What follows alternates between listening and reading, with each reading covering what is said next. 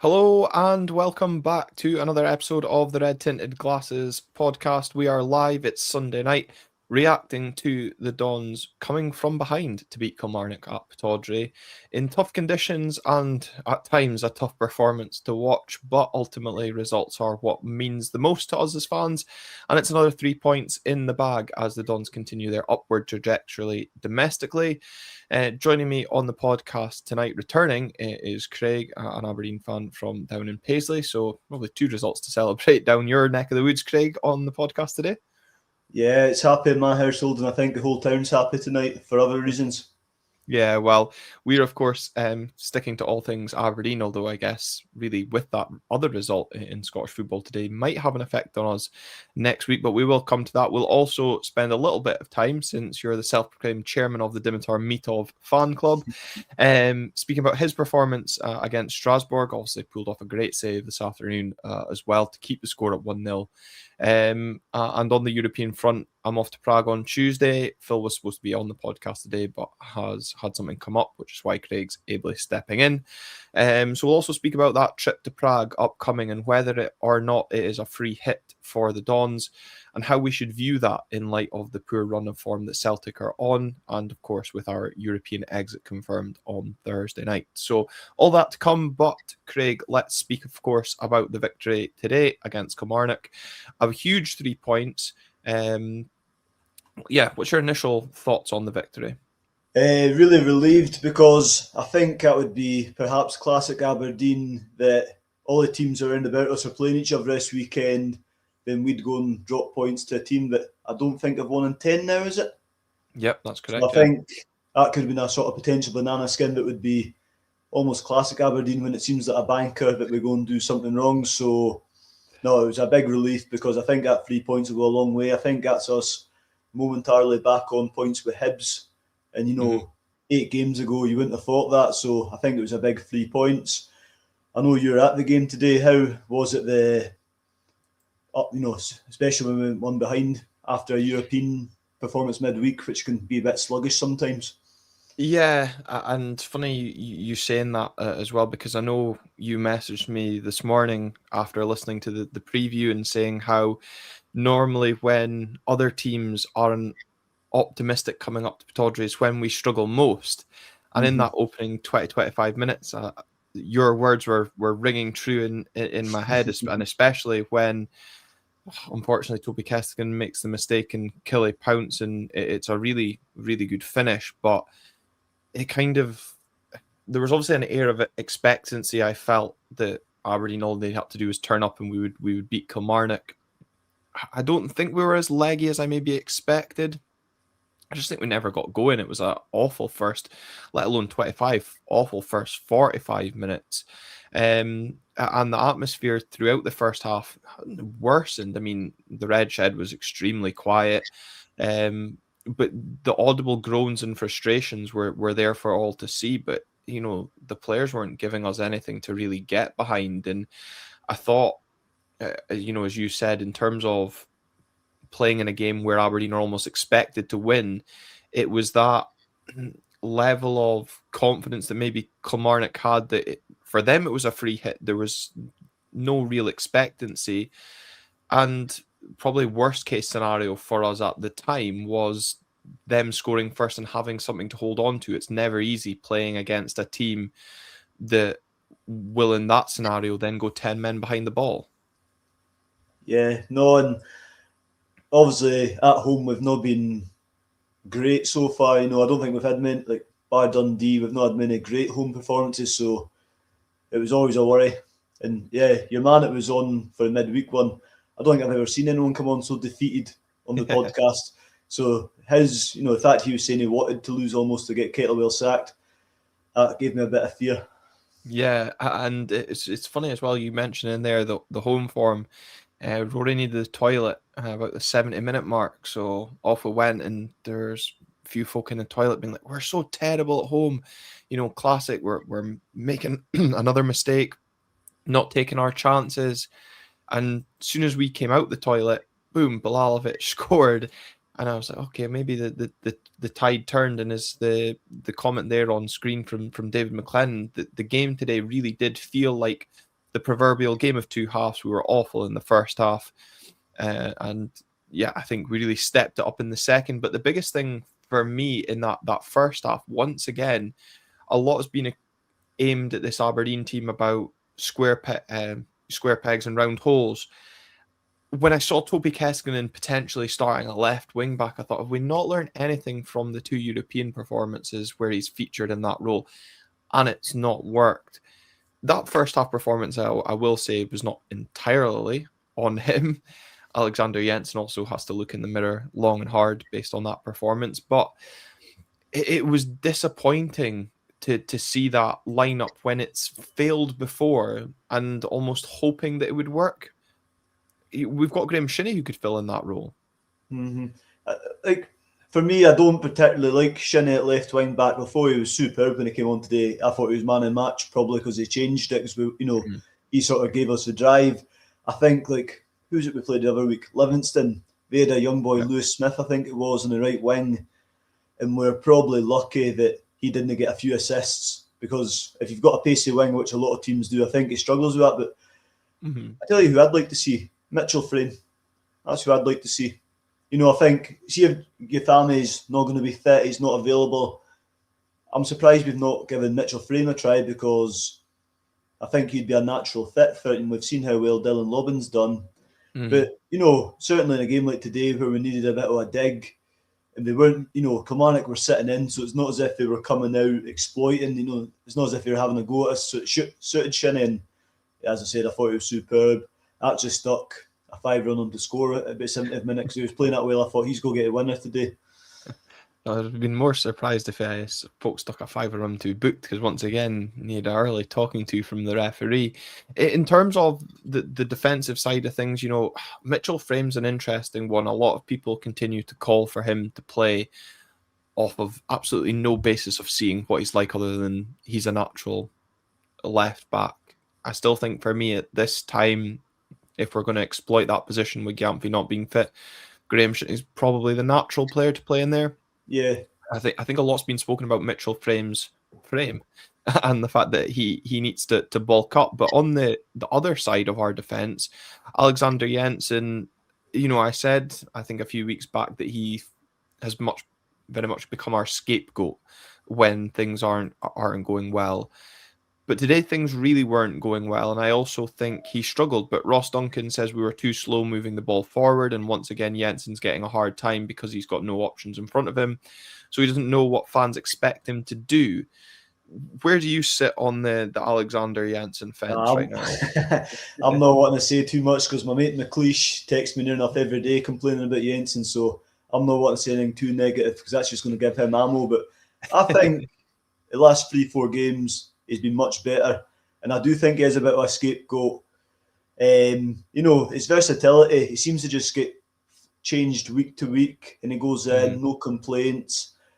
I get going forward, certainly at the start of the season, I think last time I was on, I moaned that he often breaks down the attacks. He's doing that less, and I think obviously he came with really good statistics from when he played in Sweden, and I think he's just starting to get a bit of confidence just now. So there was one, like when Mitov had the save from Bruce Anderson, which would have been typical if he scored, because you said that on your midweek review as well. Obviously Jensen should go and win ahead of the first time, and then if they'd went and scored from that, everyone would be like, oh, Jensen cost another goal. So I think he was due that bit of luck, because he has been better, and I thought he was particularly good on Thursday. He gave away a few daft fouls in bad areas, but out with that, if you look at the quality of player he's up against, I thought he'd done a really good job midweek. Yeah, and I think, I would agree with that. And, obviously I was defending him. Was it St Mirren game? I thought he looked well, similarly against Dundee as well. He just struggled, and interesting, Kaiser picks up the point about there being no width apart from Dylan Lobbin. Obviously, Dylan was rested. Today, we'll call it rested rather than dropped. And I thought that was quite apparent on our right side today, especially when Jesper Karlsson also wants to come in. We play very narrow, and I think Jensen struggles with that, and that kind of moves into John Keel's point where he says he's not really a great forward player, but he's better when there's someone better in front of him, probably in that more attack-minded situation. And a lot of the times, probably going back to what Ross Duncan said in the comments as well, that when he goes forward, we as fans want him to drive into that open space, find the room, move the ball forward at times, but he doesn't have anybody forward to pass to. So again, if he keeps driving forward, gets dispossessed, then he's got that defensive space left in behind. So he probably is a little bit damned if he does and damned if he doesn't at this moment in time. But I thought it was a very slow first half. Again, David McLennan saying that we were very slow going forward. Nisbet wasn't making any speculative runs. I thought Kevin Nisbet, I don't think he led the line poorly, but I don't know what he really offered up top as a lone striker. Whether it had been him or Marko Lazetic, I think both would have struggled. Again, for someone that would have watched the game on TV, how did you feel we looked in that forward area? Not that we had much in that first 45. So the first half, poor. It was very much a typical after European game. But I thought second half, we came flying out the traps. I think straight away there was a double block on the line. Shinnie should have scored. Somebody else. Then not long after that, we had the one where I think it was another block. Then Ashish smashed the crossbar. Yeah. And by about 60 minutes, I thought we'd had a good few chances. The one that the keeper spilt, then had a good save from Pavard to redeem it. Yeah. By that stage, I was texting my mate saying, if we score one, we'll definitely get two. But I was starting to think it was going to be one of them days where we don't get the first one, because I thought, first half we created very little, and by all I thought Kilmarnock would probably feel they might have even had a second goal, because they're better, they deserve the lead. But I thought second half we absolutely smashed them, and if we hadn't won that based on the chances second half, I think we'd all be sitting here thinking, how have we not won it? I don't even think it'd been a case if, even if we hadn't won it, it'd been a case if we hadn't scored, because you also feel sometimes, is it going to be your day? And I think the Kilmarnock goalkeeper will be coming away from the game today thinking, how have we lost that game? Because he did pull off some absolutely superb saves. That second one from Pulvar after he spilt the shot, especially, for me, is a superb save. And he's actually really close to saving the penalty as well. Yeah. We'll come on to the Aberdeen penalty. But of course, Kilmarnock, I mean, when Ross Hardy's the referee, expect the unexpected, especially when it comes to his decision making. And it's an absolute shocking decision for me that he deems that on field as a penalty. One, because he's the wrong side for me to even see that hits Jack Milne's arm or hand. But his arm's in by his side, so it's not for me in an unnatural position. But as we spoke before we came live, Craig, it's expect the unexpected when it comes to VAR and handballs, isn't it? I don't think anyone knows what a handball rule is. It just seems to be game by game. Whatever happens, happens. There's no clear definition on it, and it's just your pot luck. Because obviously one's went in our favour, then we've got one at the end. And we've had a good few penalties against us so far this year, not many in our favour. So I would say we're probably due a bit of luck. But if you look at Kilmarnock's decisions against them the last couple of weeks, they're probably thinking, we're due a few decisions too. So I think they'll be feeling a bit hard done by it. We got ours and they didn't get theirs. But listen, we don't complain when things go in our favour for a change. No, we'll find something else to complain about, and that will probably be Alexander Jensen, or, as I've said, the decision to play Keskinen at left wing back. I think for me that the frustration around that penalty decision in the first half was how quick Ross was at pointing to the spot. As I've said, I know, again, it's catch-22, because I've said I hate when games feel like they're being re-refereed, and you don't want the referee to kind of let the play go and let VAR make the decision for him. But I personally thought, even for both penalties, because there wasn't really too many appeals for the one that we got in the second half, he was very quick to point to the spot. And obviously both decisions took an extremely long time to come to the right decision, if you're of an Aberdeen persuasion. And I think, again, that on top of, in the first half, the Mitov save, there was key moments that could have seen us go 2-0 down and maybe the game go beyond us. But for once, we we actually had that rub of the green, as you've said. Yeah, and as like, the penalty we got, I don't actually think they are penalties, but I didn't think Nosters against St Mirren was a penalty. So that's a penalty. That was a penalty today. That's a wee bit of consistency, even if it's consistently wrong, Yeah. But, and as David McLennan says, we got a pretty soft one, but who cares? yeah. And then John Kelo saying, did it not hit a legal part of Milne's body first? I haven't actually seen any of the replays back, but again, on VAR and the in-stadium experience, because I know Dave Cormack's been banging on about that, the strange one was on the VAR screens within the stadium, it said due to, what was it, illegal contact outside of the box. I don't know anything that would have happened outside the box that would have prevented that being a penalty. I don't know for those that were watching on TV what was communicated. I know you missed the first 20 minutes coming back from the Safari Park today. But I for it being given as handball, I'll need to see Sportscene back to understand what's gone on with that decision. But look, it thankfully didn't affect the outcome negatively from an Aberdeen point of view. So really, I guess, rode our luck with that one. And, fair play to Jimmy Tilleen, because a lot has been levelled at him recently and his reactions. But as Chris Mainland says, must be pretty early morning for you, Chris, over in New Zealand, that Graham Shinnie upped the level of desire in the team. And Jimmy Tilleen's subs work today. I think that sub at halftime was good from a positive impact in terms of what Graham Shinnie brought, but also a little bit in terms of protecting Alexander Jensen, who was maybe struggling with some of the criticism that was coming his way from the stands, but also his general level of performance as well.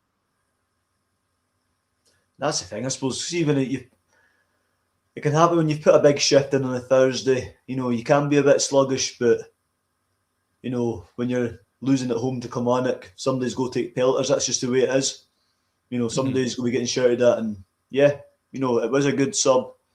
And as I said, I thought Shinnie was our best player today, and that was just from playing 45 minutes. So no, I agree with that. And again, a lot's been said about Jimmy Tilleen on the touchline and him kind of coming across as a very passive manager. I'm sure there were some very choice words in that dressing room at halftime, and if it wasn't from the manager, I'm sure Graham Shinnie would have had some vocal words as well, because that performance level really was up, as was the desire to win the game. You've already touched on the chances created in that first 20 minutes of the second half, and it very much felt one-way traffic throughout that second half, didn't it? Yeah, no, it was. And as we've said, if we hadn't scored, it would have been an injustice. We'd have been sitting there just talking about how we possibly not scored. So it was good we got there. And I actually thought, see, after we did score a second one, I thought we went and sort of sat off a wee bit. And whereas for me, that made me nervous, because obviously we conceded late against St Mirren, and we do that quite a lot historically. So I'd have much rather we just kept going. I thought we probably could have grabbed a third one, to be honest. Yeah, potentially. I suppose it's that game management, and I did share that nervousness after going 2-1 up when we sat in. I think Kilmarnock had a couple of balls into the box, and I thought, please, no, not another kind of St Mirren repeat when we've worked so hard. And I think that's, for me, the overriding emotion is the pride that the players, didn't let their heads drop despite the frustrations coming from the stands. They kept at it and they fought hard and got really what they deserved based on the second half. I was speaking to my friend James Duncan post-match, and he said Kilmarnock got what they deserved first half and we got what we deserved by full time. And I think really James has probably nailed the post-match assessment and could have kept this podcast about 30 seconds if that's what we said. It was good to see Bilalovic come on and score as well, because I don't think we've seen him since Dundee United away. Yep. That was obviously a poor game, but when he came on, I thought he was a real bright spark. So, having seen how well Lobben's done, and he's in that category of sort of young players that Thielen had said we will use at some point, I thought we'd have seen him again before now. So to see him come on and get a goal, I think that makes you as a fan think, well, that was quite exciting. Let's get him on a bit more next time. Let's see what he can do next time. Can he back it up? Were you surprised it was Bilalovic he turned to? Because obviously Nicholas Milanovic has been one that we've seen utilised more by Jimmy Tillin recently. Yeah, So were you a bit surprised at that one? yeah. I'll be honest. When they came on at first, I thought he was bringing on Lazatic again. I was like, I was out last night in my football team night. I was starting to think, am I seeing double? I thought my TV had went back like 10 minutes or something because he looks quite similar with long hair. Then I was like, oh, 14. That's Bilalovic. I was like, I was surprised to see him, but like I think it was necessary because Milanovic, I sort of feel for him a wee bit because I think he's came over here expecting to be the main man, and then we've got really lucky in the after the window's closed, basically last minute window we've signed Jesper Karlsson, then the next day we signed Stuart Armstrong, two players who play in the positions he likes. So he's, I just sort of think his confidence, he came over here thinking, he's probably been told things like, we're going to build a team around you, you're going to be our main man. So he did start the first few games, then he's been dead unfortunate that we signed two better players. Then he's went from loads of expectation just to getting bits and bobs, and he looks like a player that's his head's just down a bit. So when he's came on recently, especially the European games, he's missed some big chances. He doesn't look a player full of confidence. So for me, absolutely no qualms about him trying something different, and something different's paid off. Something different's absolutely paid off. I'll echo your sentiment about Bilalovic looking the spitting image of Lazatic, because I remember turning around and thinking, since when did Marko Lazatic have a burst of pace like that? And then realizing it was Bilalovic. But he also looks a little bit similar with that long hair to Jack Milne as well. So the three of them on the pitch at the same time definitely causes some level of confusion. As you mentioned, it's the first time most of us seeing him since Dundee United, and I know Phil and Callum both thought he looked lively at that and wanted to see more of him. He looked good, he looked lively, and again, going back to Jimmy Tillin's comments around some of these players that have come in the summer, I think it was at the AGM, he mentioned that it's all about finding the right time. Well, I don't know if it was the right time or down to a little bit of luck that worked for Keenan Bilalovic today. Getting in the right area to stab home that equaliser. I'm sure he'll absolutely thrive off of grabbing that equaliser, and he does look a really confident and agile player. And I suppose that's something that we've been kind of screaming out for. To be honest, again, I don't know about you watching on TV versus to those that are here. I was certainly more surprised it was Keskinen that came off, because I thought Jesper Karlsson was blowing out his arse at the time of the sub. So I was actually a little bit surprised that Jesper lasted the 90 minutes. I think I think sometimes Karlsson's too far ahead of, I think he's on a different level from everyone else. So I think sometimes he's 2 steps ahead of everyone else, and then people aren't where he wants them to be, so then he ends up doing too much. But I think because he's been brought in as that sort of star player, I think when it's a tight game and we're not winning or we're drawing, I think he's always going to get the nod just to stay on in case he does something magic. See when we're needing something a bit different, I think he's always going to get that nod just because he can. There's been games he's done absolutely nothing, then dug us at a hole out of nowhere. So I think he's just got that bit of quality that when it comes to, even if he's not playing particularly well, he'll probably get kept on over somebody else just because he might do something. Yeah, and I suppose he scored a penalty in the end, so he has done something, although it's not directly from open play. No, exactly, and I think you're right. It is that waiting for a bit of moment of magic, and a player that's really maybe not produced moments of magic, but is really growing into his new role within the starting 11 is Adil Oshish, who continues to go from strength to strength. Another solid performance in that midfield. Dante Povara coming back in alongside him today. I didn't think Dante had his best game. I know me and you go back and forth on whether there is a real hype train around Dante. Listen, I'm on board with big man there. I like him. Well, I know sometimes his performances can at times leave a lot to be desired, but Adil continues to go from strength to strength, as I've said. Probably, if we're being pernickety, he does need to work on his finishing, although desperately unlucky to see that effort come off the crossbar today. Again, a lot's been kind of discussed around should we be stumping up that 1.5 million, but again, if he continues in this vein of form, it'd be daft to look past that. Is that fair to say?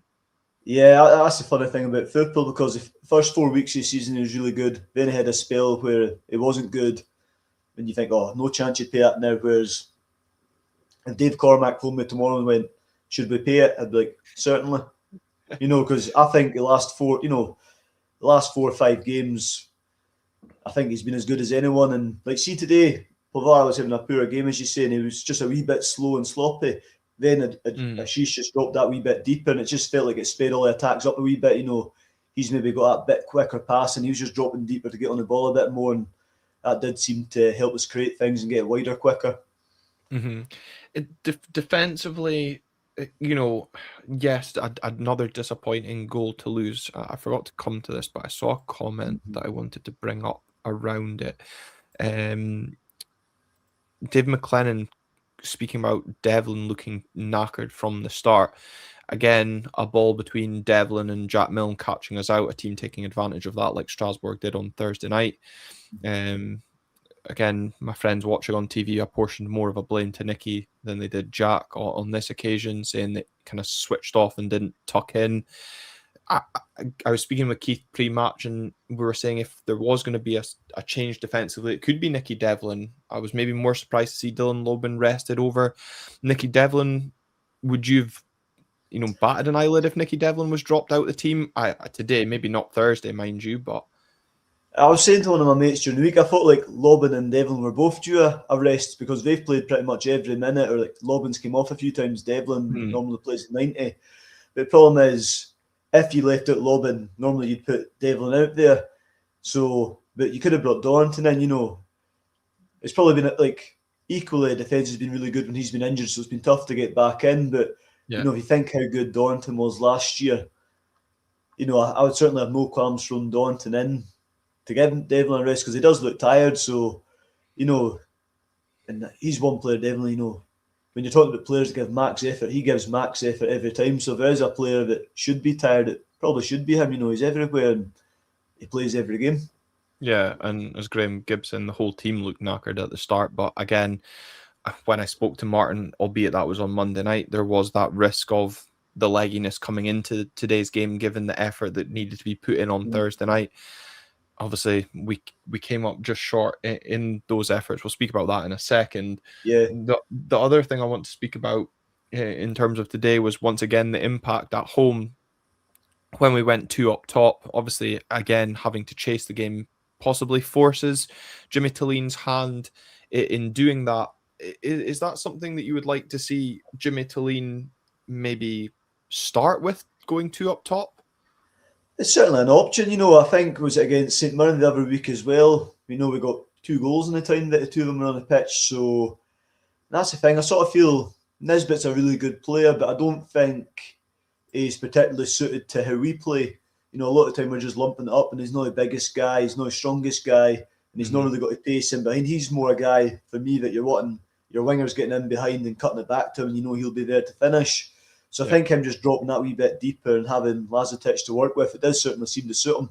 But I think we're getting Nisbet's best performances when Lazetic is on the pitch to help him out. Yeah, and I would agree with that as well, because Nisbet almost came alive when Lazetic was on. His head was up more. He had someone when he was holding the ball up to pass it to. I think also with how Lazetic plays, defenders become more occupied with him compared to Kevin Nisbet. And going to that comment that we had on screen from Graham whilst you were making that point was, we don't really need to be playing 3 centre-backs against Kilmarnock at home. And again, that's something that's been accused of not negative, but rather more defensive-minded tactics in home games recently. The Falkirk and Livingston games also spring to mind. But unlike those 2 games, at least we managed to see the result through and pick up what feels like a valuable 3 points. As you've said, that now drags us level on points with Hibs, who of course go to Ibrox tomorrow night. I don't really know what I want in terms of a result from that one. Maybe a draw to keep both teams close. Draw would probably suit us best, I would say. Do you think? And then 3 points now behind Motherwell, who sit in third, with a game in hand. So the league is shaping up to be incredibly tight. And I'm just glad it's, about time we've got our shit together and look half decent again. I think that's the best way to, not what that first half was. The best way I sort of sum Aberdeen up at the moment is, I think we could beat anyone and lose to anyone. Yeah. I think if you look at Aberdeen over the season, that's the best way to sum us up. We're capable of beating anyone. We're capable of losing to anyone on our day. But I think that's really how the whole league feels right Yeah. now. And as long as teams don't go on like a kind of run of draws, you can really propel yourself up that league. So we'll maybe talk about it just now with one eye on Thursday night as well, because we've got a few comments coming in relation to next weekend's game. So a week today, at time of recording, the Dons will be travelling to Parkhead to face Celtic. David McLennan asking, the big question is who plays against Sparta when we need to focus on taking advantage of the Celtic ongoing shambles. I know Jimmy Tilleen probably won't call that a shambles. That'll be for the likes of ourselves to call. And Merciful Fate also says Celtic should now be the focus. We can't afford a tanking, we can't afford a tanking in Europe. And that was kind of what I've written in the notes is Thursday now a free hit? Or do we rest players, a la Devlin and maybe a few others, with a view to taking advantage of the disarray Celtic currently find themselves in? See, for how little we beat Celtic in the league, if I got told that we get beat 4-0 on Thursday because we played a complete second string, but we beat Celtic on a Sunday, I'd bite your hand off every time, I think. Because realistically, we're out of Europe. And I know guys like yourself, you're going over, you want to see a bit of pride, you want to see a good performance. But unfortunately, it is an unnecessary game now. Whereas we're right back in contention for, third place and about the mix. To go and beat Celtic would put a cat amongst the pigeons even further. And I think, really sort of make teams be a bit more wary of us. So, to be honest with you, I'd have happily rotated the team Thursday past against Strasbourg to focus on today because I thought it was highly unlikely we were going to get through. And I thought we've done well. See if that had cost us points today when we're back in the mix. Mm-hmm. As the league's a competition, we're back competitive in now in terms of getting back up to where we want to be around about third place, as a minimum sort of thing. We're back in that mix. I think it'd be daft just to please, put on a performance in Europe, sacrificing that if we went then and got beat. And perhaps, risk as well as if Celtic lose again on Thursday in Europe, you don't want to be the first team they're not playing on Thursday. Wednesday against Dundee United they've got this week. Are they? Oh, so have they not? Is it just a conference on this week? Yeah. Mm-hmm. Well, even then, I suppose there's a good chance they'd beat Dundee United, but what you don't want to be is be in a situation where you're the first team to lose to Celtic under new management, which is struggling so far. Yeah, no, absolutely. And it's interesting you mentioned that. It must be a Craig Tom thing because that's the kind of office today also last week mentioned about Strasbourg and do we rest players for that? Because ultimately we don't want to lose points or drop points when we featured Kilmarnock today. And I think that was, for me, going through my head in the second half was for all the effort that we've put in, I'll be really disappointed if we stint our development in the league by dropping points to what has been a very poor Kilmarnock side. So the relief at full time when we did manage to claim those 3 points, and I'm sure Jimmy Tilleen feels a bit of vindication at playing that full strength side against Strasbourg. Obviously, we needed to, given our mathematical chances were not dead in the water as much as us as fans predicted. That the players went and earned that 3 points back in the league as well. So we did show finally, maybe too little too late, that we can handle that Thursday to Sunday transition. Yeah, and maybe I'm being cynical, but I sort of thought after we didn't beat Noah, we'd blown our chances a wee bit. I think after that, if you looked at the fixtures, even the most optimistic Don fan would think we're not getting through here. So see, for me, once it's unlikely, get back to focusing on what we can do, and that was the league. Yeah. But so listen, we've put in a credible performance and we've won today, so it's worked out. But it was fine margins in the end, really. Well, let's speak about Strasbourg then. Credible performance, and I think you're absolutely right to call it that. A bit of pride, but also potentially with a bit of what if thrown in as well, because it can't help but feel those home games across the board, going back to the FCSB game, have felt like missed opportunities in Europe this season and really getting punished for a little bit of quality in the final third that other teams possess that we lack, but also just showing you can't make the mistakes you do domestically, because unfortunately teams of a better quality are going to punish you. And I think someone I saw on Twitter say that we were handed a Europa League group in the Conference League, and you just need to look at that with all the teams that we've faced so far having qualified, and Sparta coming up also qualifying.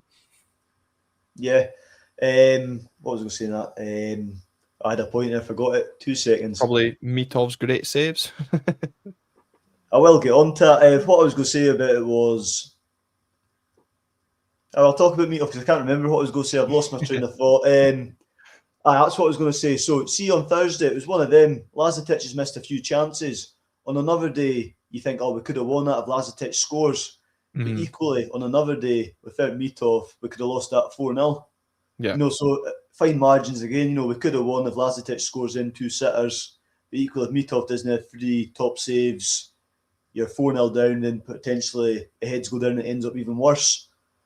And even on that, from what your Mitov point of view in terms of the saves, keeping the score, keeping the pride, a 4-0 tanking could have adversely affected us going into today's game as well.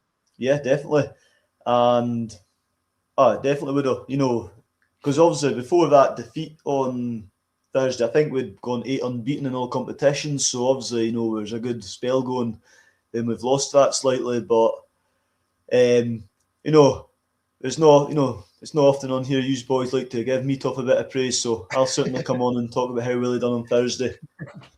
No, as I said, as I said to you on Thursday night, he did deserve that credit. Yeah. Listen, I text you after St Mirren game saying even I can't defend him after that game, some of his decision making, but I thought it was his second save in particular, one where it deflects and he's sort of fallen back and he flicks it away over the bar. I thought that's probably as good a save I've seen in a long time.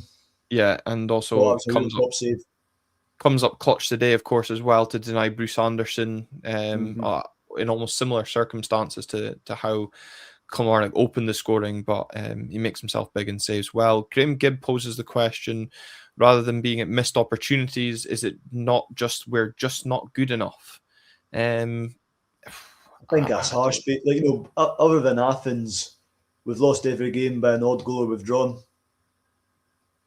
Yeah, I'm inclined to agree with you to an extent, but I do see completely where Graham's coming from, because we haven't been quite good enough to convert the chances that we've had. We haven't been quite good enough defensively where we should have been better.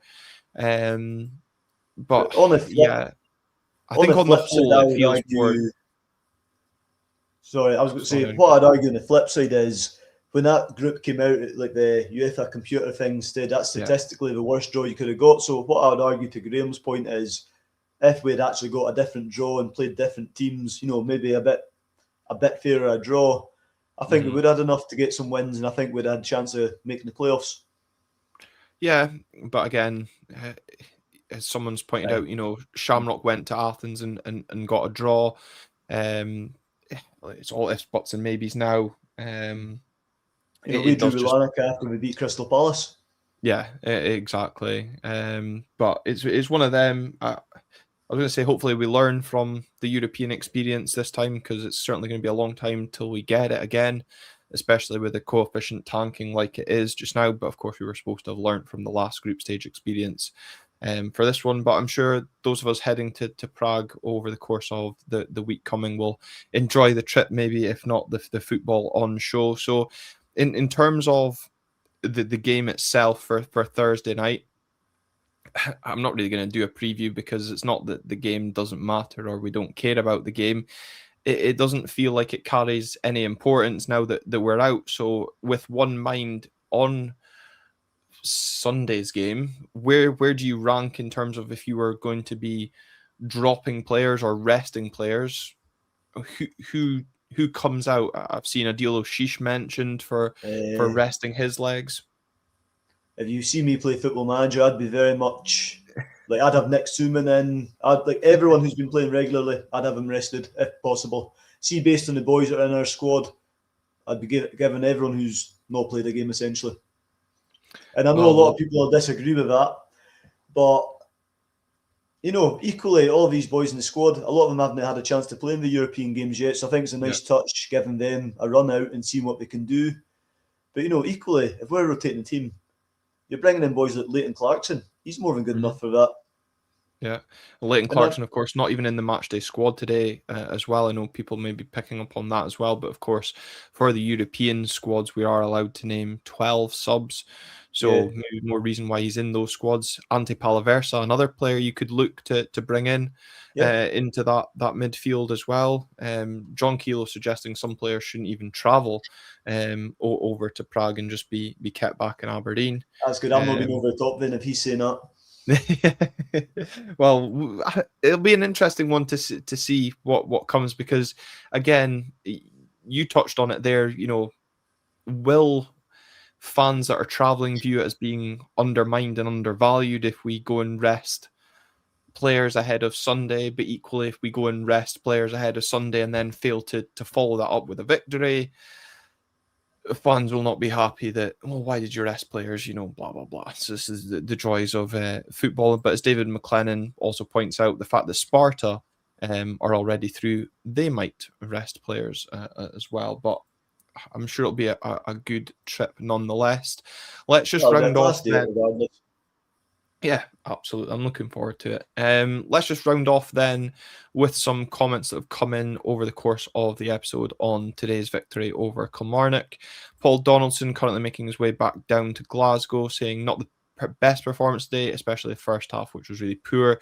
It's good to see the players having the character and effort to get us into the lead after being 1-0 down. And I think on Paul's comment, Craig, for me, that is the big thing from today, is that once again, at home, albeit that's a frustration, that we've gone behind, but we've shown that character and effort to turn the game around into a positive outcome. And that's really key going into this after Celtic, not like Celtic's tough down at Glasgow, but tough run of fixtures coming up now. Yeah, and I agree. Yeah, this is just good to have some belief about the place as well, which is great to see. Let's see who else has put sorry, in. What I was going to say on that is that's actually like the St Mirren game. It almost feels like we've been flat, then we go behind, then we lift it a wee bit. So especially against St Mirren a couple of weeks ago, it was almost like instant. As soon as they went ahead, we scored two pretty quickly. So if you think to the end of last season, a lot of the time, as soon as we went a goal behind, we're done and buried. Whereas we do seem to find another gear when we're conceding at going behind at the moment, if we do go behind. Yeah. Skotsker making a point about the fans travelling should understand about the importance of the game, or maybe lack of importance on the Sparta game, and the importance surrounding the Celtic game. And I'm fully understanding that I'd much rather see us win on Sunday against Celtic and keep that league form going. Although, I'd just be happy to see us score over in Prague on Thursday, even if it's a consolation. Just give us something to cheer. That would be sort of typical Aberdeen a wee bit, wouldn't it? We've no won a game all competition, then when it means nothing, we go out and win. Yeah, John probably correct in saying that the fans will be so heavily backed by alcohol they'll have no idea who's even played, which is possibly true as well. And an interesting one on my comments there around this, us going into a tough, I suppose in inverted commas, run of games now. Obviously Celtic away, followed by Dundee United at home, trips to Hibs, Falkirk and Rangers coming up after that. Merciful Fate says, we talk about tough games. They're all tough now. When is there ever a game on win in our league this season, especially? And I think that's definitely something fair to highlight, that the league this season is so competitive, as you've already touched on. Yeah, whether you argue everyone's getting better or everyone's getting worse, or a mixture of both, I can't think of a game all season where I thought, we're definitely going to win today. Yeah. I thought today we were going to win comfortably. Craig Moyer saying, what a difference in that second half, moving to a back four, Shinnick driving us forward in the pace of Lazic and Bilalovic. Brilliant win to keep the unbeaten league run going. And again, I think that was so important. It keeps that momentum and belief around the place, certainly for the league, but also showing the benefits of the bench and that squad rotation that Jimmy Tilleen has spoken about. Hopefully keeps us going domestically over the course of December, because as we've touched on, if we don't want to call them tough, let's call them big games coming up. Yeah, and see, when we're competing, where we're getting back into the mix of where we want to be, every game's big. Just for the fact that we're still chasing, we're chasing the pack still a wee bit. Yeah, no, absolutely, and that's the biggest thing, is that whilst the league is so congested, you have to be, as you touched on, taking advantage of other teams dropping points. We spoke about that after the Dundee game, where the round of fixtures coming up, Hearts playing Falkirk, Hibs playing Rangers. This was an opportunity for us to put some points on Falkirk, put some pressure on Hibs and Rangers playing tomorrow night as well. And we've, for once, it feels, actually done our side of the business. Yeah. Long may it continue. Absolutely, long may it continue. And let's just hope that that continues on Thursday and Sunday, and keep that positivity rolling around as Christmas comes. Craig, thank you very much for joining me this Sunday evening to go over that victory against Kilmarnock and discuss those European performances as well. And thanks to everyone that has joined us this evening here on the YouTube channel live with us. Remember to leave a like on that video, subscribe if you're new to the channel as well, joining us for the first time. We're just 7 subscribers away from the 2,500 mark. It'd be great if we could achieve that by Christmas time as well. A nice wee milestone to tick off 2025. But once again, thank you to all of you for joining, listening, watching, and supporting the podcast. We'll see you next time on the show. Until then, see you then. Cheers. Thank you.